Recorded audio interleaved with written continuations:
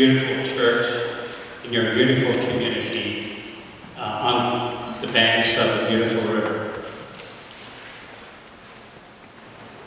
Your Excellency, Auxiliary Bishop, Deacon, Reverend clergy, Ron's family, Sir Knights, the Knights of Columbus, the beautiful choirs from your community here as well from Azasni, friends of Ron.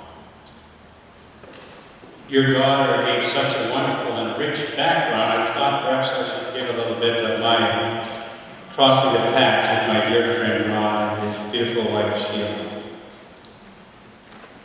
First of all, as representative of the Majesty, of course, in New Brunswick, and this past year to celebrate the 60th anniversary of the accession to the Queen Elizabeth II, the Government of Canada decided to issue 60,000 medals across this country to worthy recipients. I was allotted 51. And when we sat down to determine and decide who we would award these medals to, my dear friend here, his name was there. Ron and I first met in the early 90s in Toronto. Strangely enough, we were both invited to an event to celebrate in preparation of 1492. And needless to say, we both looked at each other and said, "What's going on here?" However, we went through the particular process. And this is where I began to know and walk with my dear friend and his wife. In 2002, again we gathered in Toronto for World Youth Day.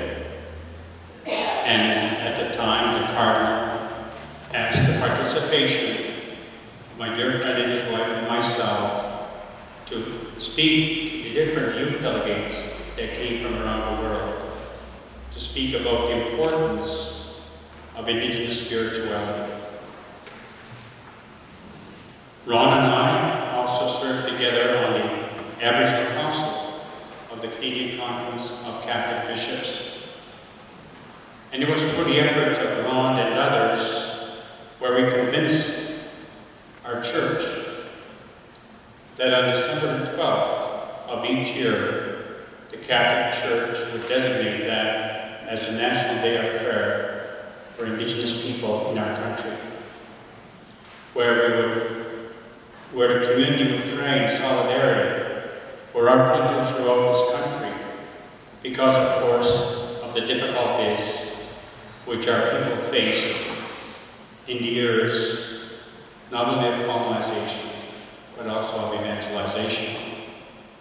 And so it was Ron's spiritual presence and his view of reconciliation, because I knew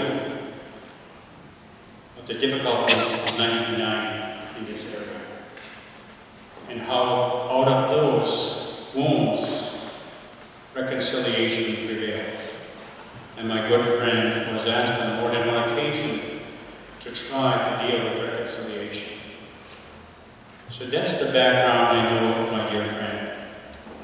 And so, my good friend, it's my privilege today to award you one of these 60,000 medals. And it's kind of appropriate that we gather in your community because your community was loyal to the British Crown. And this year, throughout our country, later on in the fall, we'll be celebrating the Royal Proclamation of 1763. And it was this document from England that recognized the nationhood of our tribes, that also recognized the unique relationship that the tribes had with the Crown.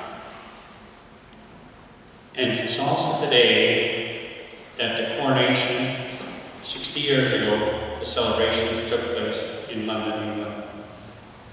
And so, my good friend,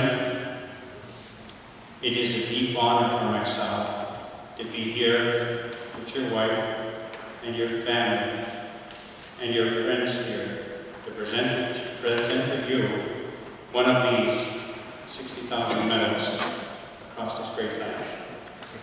So I'll have you come forward and I shall give you this beautiful medal. And if you want to pin it on your wife, that's fine with me. But I'll go to you first.